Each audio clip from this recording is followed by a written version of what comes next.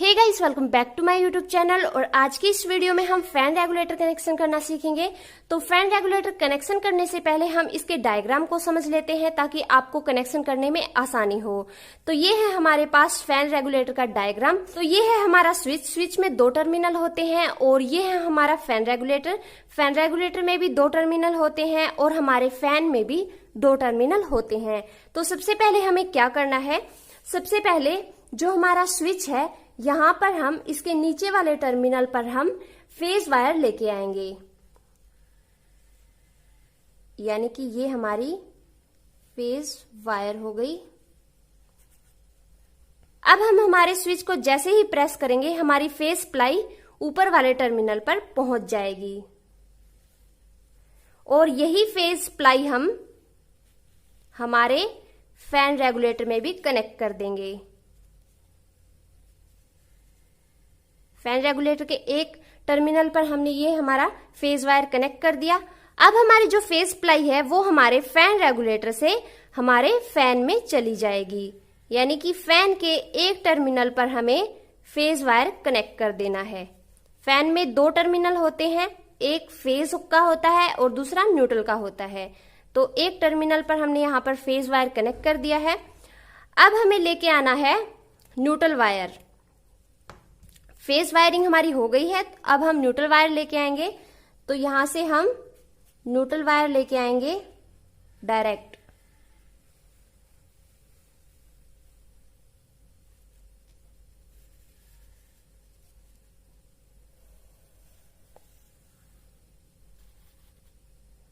आप जानते होंगे कि न्यूट्रल वायर हमेशा डायरेक्ट ही कनेक्ट होता है किसी भी अप्लायंस में। तो यहाँ पर हमने न्यूट्रल वायरिंग भी कर दी है। आई होप कि आपको ये डायग्राम समझ में आ गया होगा, और अगर नहीं भी आया है तो मैं आपको प्रैक्टिकली करके दिखाती हूँ, उसमें आपको सब समझ में आ जाएगा।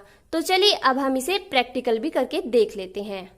तो यहाँ पर मैंने एक फैन रेगुलेटर और एक स्विच ले लिया है और फैन रेगुलेटर और स्विच को मैंने बोर्ड में फिट कर लिया है। अब हम इनके टर्मिनल्स को समझ लेते हैं।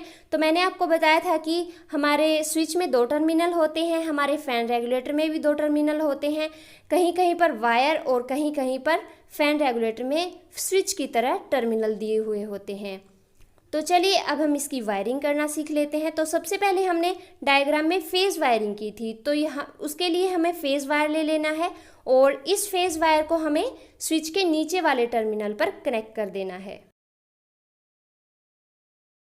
तो यहाँ पर मैंने फेज वायर कनेक्ट कर दिया है। अब हमें हमारे स्विच के ऊपर वाले टर्मिनल से फैन रेगुलेटर के एक टर्मिनल पर फेज वायर कनेक्ट कर देना है। लेकिन हमारे पास ये फैन रेगुलेटर में वायर दिया हुआ है, तो हम इसी वायर को स्विच के ऊपर वाले टर्मिनल पर कनेक्ट कर देते हैं।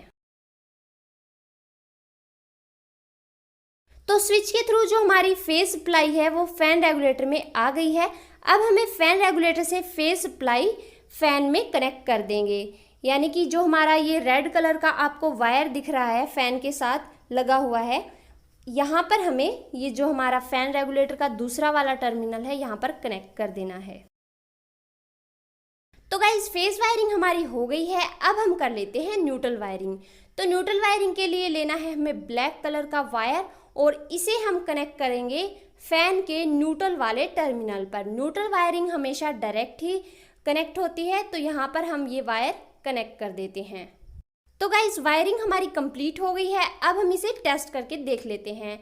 तो जो हमारे फेज और न्यूट्रल हैं मेन सप्लाई वाले, इन्हें हम मेन सप्लाई में लगा देंगे। फैन को चलाने के लिए आपको स्विच ऑन करना है और फैन रेगुलेटर की हेल्प से आप फैन की स्पीड को कम या ज्यादा कर सकते हैं। तो इस तरीके से आप फैन रेगुलेटर के कनेक्शन घर पे ही करना आसानी से सीख सकते हैं। वीडियो अच्छी लगे तो लाइक करें। अगर आपका कोई क्वेश्चन या सजेशन है तो कमेंट बॉक्स में कमेंट करें।